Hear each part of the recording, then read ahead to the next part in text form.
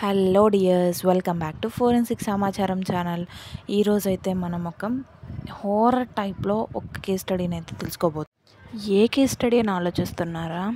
ఎవరిని చూస్తే ప్రతి ఆడపిల్ల భయపడేది, ప్రతి ఆడపిల్లని కన్నా పేరెంట్స్ భయపడే వాళ్ళు ప్రతి ఒక్క వ్యక్తి భయపడ్డారు అతన్ని చూసి. 2008 నుంచి 2011 వరకు అతను చేయని హత్యలు లేవు, రేప్ అటెంప్ట్స్ లేవు, దొంగతనాలు లేవు.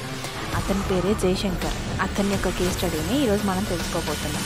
ఎలా బతికాడు, ఏమేం చేశాడు, ఎన్ని హత్యలు చేశాడు, ఎన్ని రేప్ అటెంప్ట్స్ చేశాడు, చివరికి ఏమయ్యాడు, ప్రజెంట్ అతని యొక్క సిచ్యువేషన్ ఏంటి అనేది ఈరోజు మనం తెలుసుకోబోతున్నాం. ఈ జయశంకర్ అనే అతనికి సైకో శంకర్ అనే పేరు వచ్చింది. ఎందుకంటే అతని యొక్క సైకో బిహేవియర్ వల్ల, రేప్ అటెంప్ట్స్ వల్ల, అతను చేసిన హత్యల వల్ల, అతను చేసిన దొంగతనాల వల్ల అతనికైతే ఈ పేరునైతే ఇచ్చేశారు. ఈ జయశంకర్ చేసిన దుర్మార్గాలు అయితే తమిళనాడులో, కర్ణాటకలో అండ్ ఆంధ్రప్రదేశ్లో అయితే రిపోర్ట్ అయ్యాయి. జయశంకర్కి వివాహమైంది, అలానే 3 ఆడపిల్లలు అయితే ఉన్నారు. జయశంకర్ యొక్క కెరీర్ అయితే ఒక ట్రక్ డ్రైవర్గా స్టార్ట్ అయింది.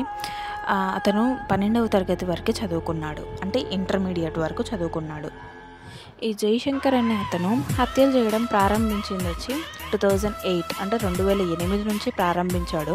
కానీ మనకు బయటకు తెలిసింది, అంటే రిపోర్ట్ అయింది వచ్చి ఫస్ట్ టైం 2009లోనే రిపోర్ట్ అయింది.